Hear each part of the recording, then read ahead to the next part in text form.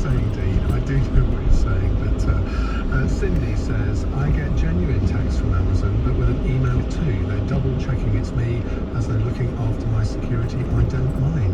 I don't recall ever getting a text from Amazon, but maybe they're ignoring me. And a tweet says, this is from Lauren, noticed around the time I had the delivery I received scam texts. Believe someone working for the delivery company sent them. It stopped when I didn't get parcels delivered. Only a few people have my mobile number. Let's go to Catherine in Farnborough. Hi Catherine. Hi, what would you like to say? Well, I got a scam the other day, and I think people should know about it, because it started off with, hi Mum, I've changed my number. Well, yeah, first clue. And you can delete my old number. And then you went on to say, are you busy? And I said, no. And so I'm at home, I'm fine. And then he texted me, he said, I can't, can you phone me? And he said, no, I can't phone you. Because my new number hasn't been activated yet. And I knew immediately then that was my son. Yeah, well, he's getting So texts. I paid along with him though, and he wanted £2,450. Mum, and pay me back on my Thursday. He said, are you sure you wouldn't, is that enough? Are you sure you wouldn't like 5,000? Yeah, well, I'm saying because I won't pay all of them. You know, I'm 26 years old. My son's in his 50s. He will not alter me for £2,000. You know what I mean? And unfortunately, he put the bank number on. And I should have taken a photo of that. And then I found out a week later, when I told my granddaughter, I found out a week later that one of the girls at work, she had actually sent the money to this scammer. Because she thought it was the son. Oh, really? Yeah, so I thought maybe you should hear about it. This is the thing with scams, in that if you have a success rate of 1%, that's still a success, isn't it, for people who are doing that? So you didn't report it at all? Yes, I did. Oh, yes, and I put it on local sites, you know, on Facebook and other, But you didn't report it to the National Crime Agency or the police? Oh, yes, I did. They've heard about it anyway, obviously. But yeah, I did, yes. And I'm sorry. Yeah, I tried to spread the message because as a mother, yeah, they picked on the wrong one. They're probably looking for younger mothers. Yeah, they're probably looking for younger mothers with kids that are sort of in their 20s, you know. You probably are asking for money left, right and centre, particularly at Christmas. Yeah, precisely. That's why I thought I'd phone you, so that you can make people aware that what's going on. I haven't heard of that one, but it doesn't surprise me, and thank you for alerting the nation to it, Catherine. I think that is probably, even though I haven't heard of it, that's probably quite a successful one for some people, isn't it? Let's go to Terry, who's in Cornwall. Hello, Terry. Well, Merry Christmas to you. I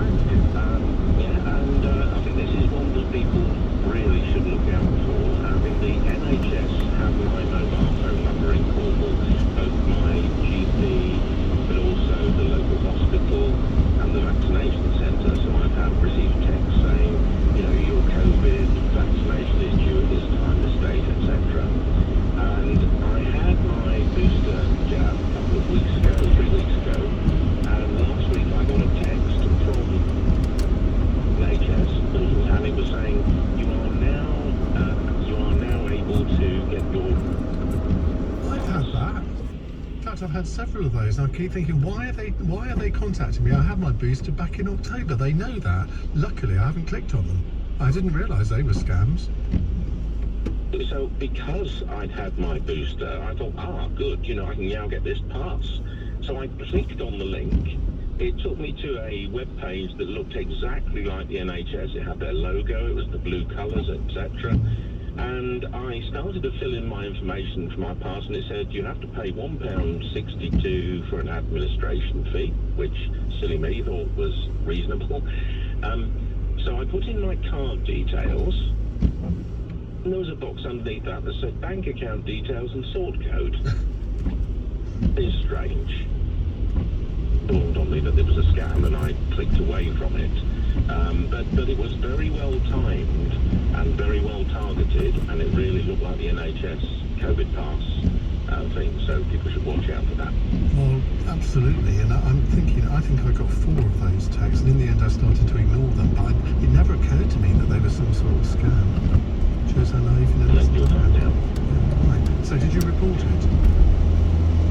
With the phone, it says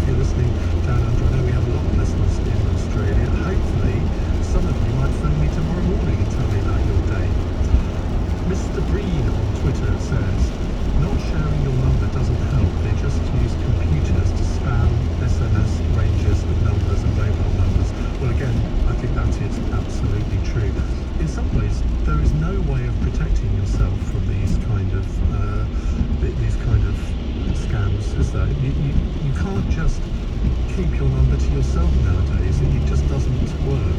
Somebody's saying 7726 is the number to report O2 for, or presumably to O2 the network. Let's go to Emir in Croydon. Hello, Emir. Hi, mate. How you doing? All right, thank you. What would you like to say? So what I wanted to let you know about, obviously I was working during COVID, so then I ended up having to isolate, because my app told me to isolate, so I didn't have COVID.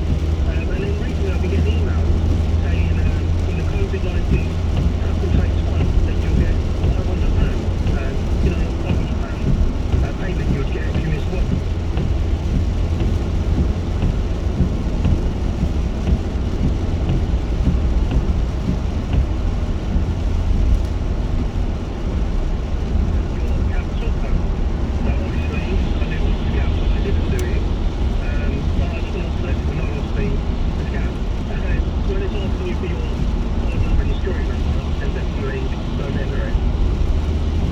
What do you think isn't being done to counter this sort of thing? Because with any other crime, there will be laws which make it difficult for people to commit the crimes. Here, it just seems as though there's nothing going on to prevent these people from doing it. It's been going on for 25 years. Oh yeah, I mean, everyone can order these emails, right? They can have them, you can email them. I don't know how they can process a payment and take the money. That's what, I mean, they shouldn't be giving out these kind of machines that let you take money willy-nilly. Because obviously they're going to take your phone number, but clearly they're using something to withdraw money from your phone. So, I mean, I don't know how they get hold of this stuff. Well, it's very easy now, isn't it? Yeah, I've got one of these little machines that if I go to speak at an event, I go and sell my books, so I pay Oh, really? 29 quid I think they cost. And you don't have a monthly fee, and they take, I think, is it a 2% commission on every sale. I mean, from my point of view, they're a brilliant invention, but I can see that if you can just take people's money almost without any checks at all, is it any wonder that this sort of thing happens? Well, okay, and it's just people need to be more vigilant about when they enter their card number, because you do not need to enter it unless you're buying something. So as soon as it says to enter your card number security code, I would advise you not to put it in, because you only need to enter that when you're buying something. Well, Emir, thank you very much. And you, thank you very much for your call. 0345 6060973. Have you been a victim of one of these scams? Now, the National Cyber Security Centre website, if you go to that, they tell you how to report suspicious text messages and what to do if you think you've responded to a scam text. They say most phone providers are part of a scheme that allows customers to report suspicious text messages for free by forwarding it to 7726. Same number as I gave out a moment ago. If you forward a text to 7726, your provider can investigate the origin of the text and arrange to block or ban the sender if it's found to be malicious. You see, there ought to be some big advertising campaign on that, because I ought to have known that before today, and I didn't. Well, that's not just because of my ignorance, I didn't. Nobody had ever told me. Why would I know unless there'd been some sort of advertising campaign? So hopefully the mobile phone providers can get together and bring that about. So it's 7726. If you get one of these messages, just forward it to that number. Nikki says some phones have a scam mode on, and Steve says which do a very good subscription service which is free. It informs you about all the latest scams. They email you regularly each time a new one is reported. Highly recommended. And Mark in Purley says there's an email going around here saying stay in to help out this Christmas to reduce Omicron cases, branded similar to Eat Out to Help Out, and receive £100. Looks exactly like a government email with all the branding. Well, beware of that one. 0345 6060 973. In a moment, we're going to be talking to Nathan Law. If you listen to my evening show, you would have heard him a couple of weeks ago. He's written an e-book called Freedom. It's all about his experiences in Hong Kong. He's now had to seek political asylum in the UK. He's going to tell us about a very concerning development that's been happening in Hong Kong this week. All that coming up in just a moment. It's 6:30 on BBC. Simon Conway has the news headlines. Latest figures show COVID hospital admissions in London have nearly doubled in a week. 386 were recorded on Wednesday, the highest number for a single day since February. Millions of people will get a text message on Boxing Day urging them to get a coronavirus booster vaccine. It's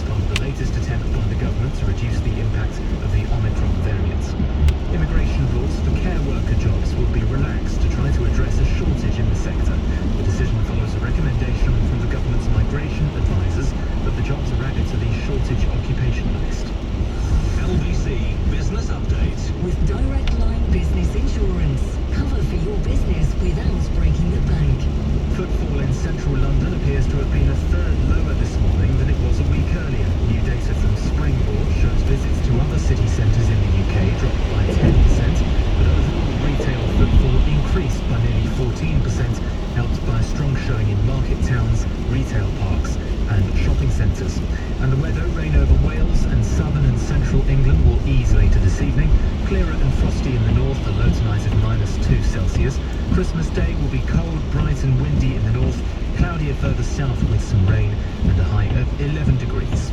This is LBC. Wiping away all the gunk and the grime galore. Bottoms, two faces, bathtubs and so much more. What to do next with the wipes? Don't ignore the bin, 'cause it's just over there. Oh dear, who stunk out our lovely street? If it's not Luro, it's not for the lavatory. Bag it and bin it, and it could be history. Open the of our hand. Bin it, don't block it. Thank you from Thames Water. Look forward to flying again as Singapore Airlines brings you Southeast Asia. Explore Thailand, Malaysia, Indonesia and beyond on board the world's most awarded airline. Enjoy an unforgettable experience with incredible service and warm hospitality. Flying to Thailand from just £397 return. Book with flexibility today at singaporeairlines.com. Singapore Airlines, a great way to fly. Date exclusions and terms apply. Omicron COVID-19 is spreading fast. Every adult in the country now needs to get a COVID-19 booster vaccine because 2 doses do not give you enough protection against catching Omicron. Boosters give you the best possible protection against the virus and should significantly reduce your risk of serious illness and hospitalization.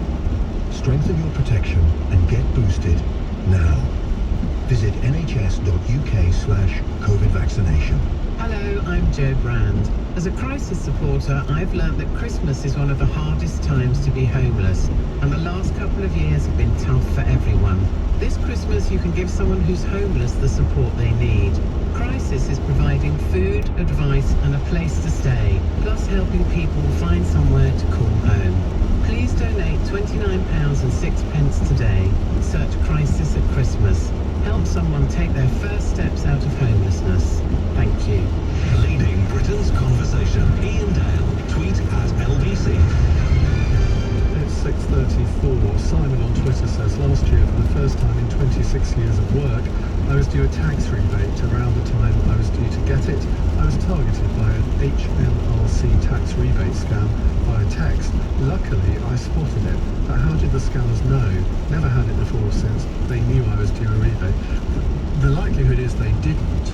This was just a text that would have been sent to hundreds of thousands of people, and it looked to you as if they knew, but I think it's probably fairly unlikely that they did. And several people, Annette is one of them, saying you can report these things to actionfraud.police.uk. So we'll come back to your calls on this in just a moment, but as I said, I want to talk a little bit about Hong Kong, because more universities in Hong Kong have removed memorials commemorating those who died in the Tiananmen Square massacre in 1989, I think it was. Nathan Law is an exiled Hong Kong activist and author of Freedom, How We Lose It and How We Fight Back. Nathan, very good evening to you. Just take us through what's happened here. So the Hong Kong University removed the statue that is commemorating the Tiananmen massacre in 1959, which is called the Pillar of Shame, possibly under the instruction from the government.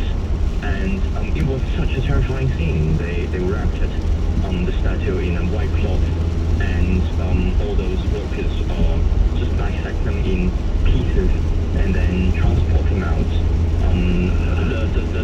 The builder of the creator of Pillar of Shame actually announced a statement saying that he had not authorized the government or the university to do it, but they did it eventually. It's seen as an extra suppression towards the truth of the Tiananmen massacre, and also further suppression to the freedom in Hong Kong. And so this has now also been happening in other universities in Hong Kong as well. Yeah, there are few artifacts or sculptures that are also in commemoration of the 4th of June Tiananmen massacre. They are all removed or painted or in any other way to erase their existence. It's just a collective outrage from the government that they really wanted to to basically make Hong Kong people to forget what has happened in 1989. And do you think that the timing of this is interesting? Because, of course, there were elections a couple of weeks ago in which the pro-Chinese candidates all won. I think there was only one candidate won who wasn't pro-Chinese. Do you think that's a coincidence that this is just happening shortly after those elections?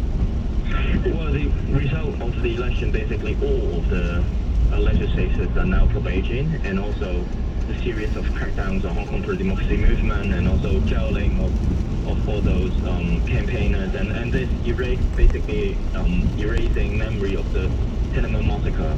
These are actually incoherent to Beijing's new strategy to Hong Kong, which is to annihilate the civil society and curb its freedom.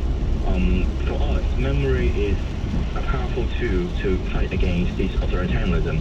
Because only by accessing and processing these truths, we can amass enough power and unity in people and try to fight against them. And the government clearly knows that, so that they work really hard on suppressing our press freedom, our media, and also in this time, artifacts, sculptures that are really, well, symbolic to these events. Nathan, thank you very much for joining us. A very happy Christmas to you. That's Nathan Law. His book, which I think is the most important book I've read this year, it's called Freedom, How We Lose It and How We Fight Back. And if you want to hear my hour-long interview with him, you can do so on my All Talk podcast, or you can watch it on the LBC YouTube channel. Right, let's go back to talking about scams. Adnan is in Richmond. Hello, Adnan. Hi, good evening. Evening. What would you like to say? Right, we run a car repair business, and one of my partner, he handles the the finance and the banking.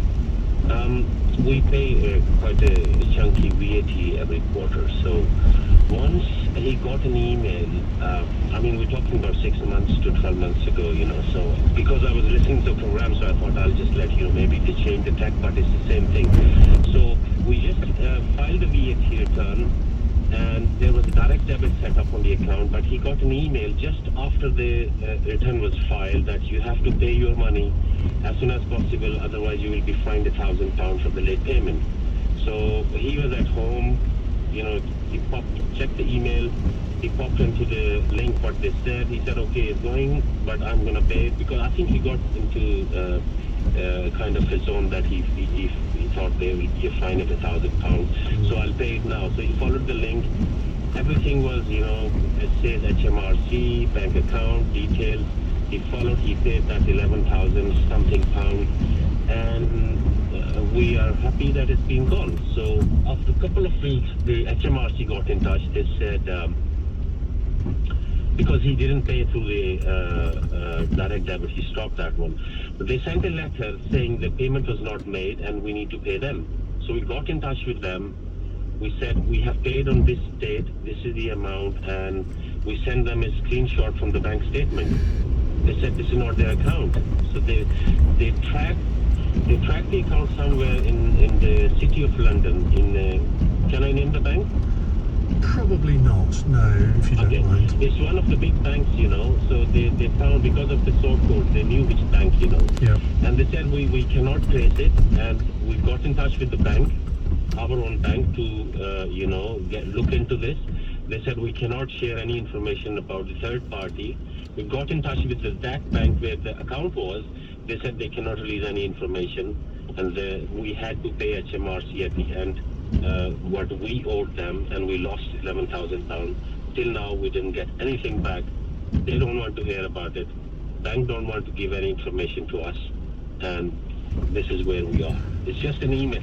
The timing was the key, because once we submitted the return, right afterwards we got the email. Yeah. So somehow, either they were monitoring the submission and the time between, the payment, or we don't know how it happened. But this is all the explanation is that they sent out 1 million, and unfortunately you were the one that, because of the timing coincided, that's why you thought it was genuine. Now, have you reported it to the police? Well, to be honest, no, we didn't report it to the police. Why? We reported it to, there is a business banking scam thing, in one of again, it's one of the big business banking, they give us this helpline to report any scamming, but we didn't report it to the police because we thought, that's again, maybe it's our mistake. We thought they will be getting in touch and reporting it to the police because we failed to get any information from both of the banks and from HMRC. They don't want to know. They said, we don't want to know because you made the payment. We said, listen, I mean, if we had this, even today... This is a clear case of fraud. Somebody has extorted money from you illegally. You won't believe, even today, if we take the bank statement out, it says HMRC. Even the title on the bank statement today, who took the payment from us through this link, it shows HMRC. Yeah, but say the National Crime Agency got involved with this, which is probably, or is it the National Crime Agency or the National Cybercrime Agency? Yeah. All they have to do is ring up the bank that you paid the money to and say, we want to know who is the owner of this account.